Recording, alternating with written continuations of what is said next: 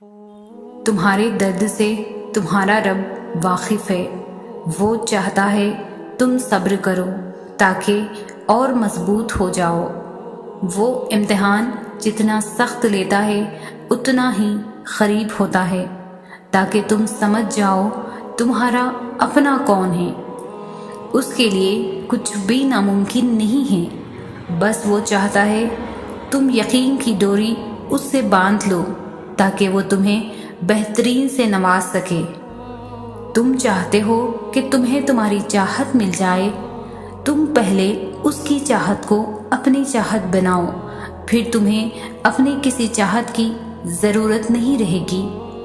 تم مانگتے ہو محبت کسی سے، تم اپنی ساری محبت اپنے رب کو دو، تمہیں کوئی توڑ جائے یہ نوبت دیکھنے کو نہیں ملے گی۔ اللہ تمہاری محبت کبھی قضا نہیں ہونے دیتا جب تم اس کی محبت کو اول رکھتے ہو۔ جب تم اس پر توکل رکھتے ہو تو وہ کبھی اس توکل کا مان نہیں توڑتا۔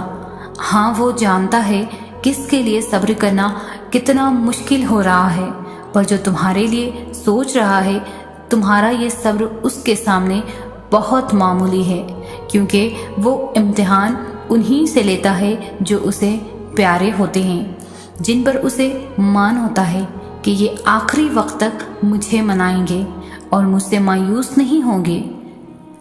جو آزمائش طویل ہونے پر دعائیں طویل کر دیں گے، جو اگر ٹوٹیں گے تو سجدے طویل کر دیں گے۔ صبر اور دعائیں کرنے والے اللہ کو بہت پیارے ہوتے ہیں۔ اگر وہ آزماتا ہے تو یقین رکھنے والوں کے لیے مدد بھی بھیجتا ہے، صبر کرنے والوں کے لیے صلہ بھی تیار کر رکھتا ہے۔ توکل رکھو، کیونکہ اللہ کے معجزے توکل رکھنے والوں کے لیے ہیں، تمہارے لیے ہیں۔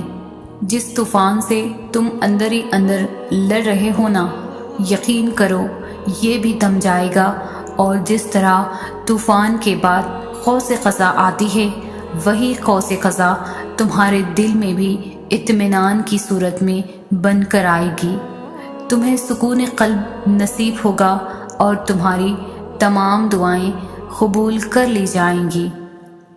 وہ اللہ جو رات کے اندھیرے میں بھی ایک گہرے پتھر کے نیچے چلتی ہوئی چوٹی کے بارے میں بھی باخبر ہے، تو تمہیں کیا لگتا ہے کہ یہ جو تمہارے دل میں یہ خواہش ہے وہ رب اس سے واقف نہیں؟ ایک بار جب یہ اشک اللہ کے سامنے بہنے لگیں گے اور یہ ہاتھ مانگنے کے لیے اللہ کے آگے اٹھنے لگیں گے، تو پھر اللہ کبھی ان ہاتھوں کو لوگوں کے آگے پھیلانے نہیں دیتا اور نہ ان آنکھوں کو کسی کے سامنے تر ہونے دیتا ہے۔ اور دوسرا کہ اللہ بہت کم لوگوں کے دل میں دعا کا خیال لاتا ہے، ورنہ لوگ پریشان پھرتے ہیں، روتے ہیں، مزاروں پہ جاتے ہیں۔ اگر آپ کے دل میں اللہ نے دعا کرنے کا خیال ڈالا ہے تو یقین کریں دعا بھی جلد قبول ہوگی، کیونکہ اللہ نے آپ کو اس کے پاس آنے کے لیے چنا ہے۔ مطمئن ہو جاؤ، کیونکہ اب تمہیں تمہارے صبر کا انعام بہت جلد ملنے والا ہے۔ تمہارے یہ آنسو جو ہیں اب خوشیوں میں تبدیل ہونے والے ہیں، اور فیکن سے تمہارے لیے عرش سے معجزے اترنے والے ہیں۔ ہاں یہ جو تمہارے دل کے زخم ہیں، یہی تو تمہیں اللہ کے قریب کرنے کا ذریعہ ہے۔ ہاں مشکل ہے ابھی، مگر یقین کرو ان زخموں کا مرہم تمہیں جلد ملنے والا ہے۔ تمہارے اس صبر کا پھل بھی جو تم اپنے سفر میں کیا، اور اپنی اس مسکراہٹ کے پیچھے جو تم نے درد چھپایا ہوا ہے نا، وہ جلد خوشیوں میں بدلنے والا ہے۔ صبر کے سفر میں ایک مقام ایسا بھی آتا ہے کہ ہم جب کوئی دعا کرتے ہیں یا کچھ بھی سوچتے ہیں تو پل بھر میں ہی اللہ اس کو پورا کر دیتا ہے۔ پتہ ہے کیوں؟ کیونکہ اللہ جانتا ہے کہ تم نے کتنا صبر کر رکھا تھا۔ ہم جب اللہ کو چن لیتے ہیں تو یہ مقام اللہ خود بخود ہمارے مقدر میں لکھ دیتا ہے۔ جو لوگ تکلیف دے رہے ہیں، بات بات پر تانا دے رہے ہیں، تہمتیں لگا رہے ہیں، تو آپ ایک بات کو یاد رکھیے کہ وہ رب کچھ نہیں بھولتا، وہ واقف ہے ہر زخم سے۔ لوگوں کے رویوں کو اس کے سپرد کر دے، آپ کا اجر بہت قریب ہے۔ آپ کے صبر کے اس سفر میں آپ کا رب آپ کے ساتھ ہے، مایوس مت ہو، گھبراؤ نہیں، پریشان نہ ہو، نا امید نہ ہو۔ وہ تمہاری ہر صدا سن رہا ہے، تمہارے آنسو اس کے لیے بہت قیمتی ہیں، وہ بہت جلد تمہاری دعاؤں پر کن فرمائے گا۔ یہ دیر وقت تمہارے صبر کا امتحان ہے، بس تھوڑا صبر، تھوڑا اور صبر، پھر اللہ کن کہہ دے گا اور فیکن کا نظارہ تمہارے سارے غم دور کر دے گا۔ غلط راستوں پر چل کر صحیح منزل نہیں ملا کرتی۔ کبھی کبھار ہماری نیت اور ہماری منزل دونوں ہی صحیح ہوتے ہیں، لیکن جو راستہ ہم چنتے ہیں وہ اکثر غلط چنتے ہیں، اور صراط مستقیم کے علاوہ جو بھی راستہ نکلتا ہے وہ غلط منزل پر پہنچاتا ہے۔ ہماری منزل جو بھی ہو، راستہ صحیح ہونا ضروری ہے، اور واحد صحیح راستہ صراط مستقیم ہے۔ زندگی کے بہت سارے اسباق میں سے ایک سبق یہ بھی سیکھا ہے میں نے کہ جب ہم اللہ پر چھوڑ دیتے ہیں معاملہ، تو وہ رب ایسی ایسی جگہوں سے نوازتا ہے کہ انسان حیرت زدہ ہو کر سوچتا ہے کہ یا اللہ، میرے صبر کا اتنا اچھا صلہ۔ ہم لوگ یہ سوچنے لگ جاتے ہیں کہ جس نے برا کیا اس کے ساتھ کچھ ہوا ہی نہیں، یہ نہیں دیکھتے کہ اللہ ہمیں دنیا میں کیا کیا دے رہا ہے اس کے بدلے۔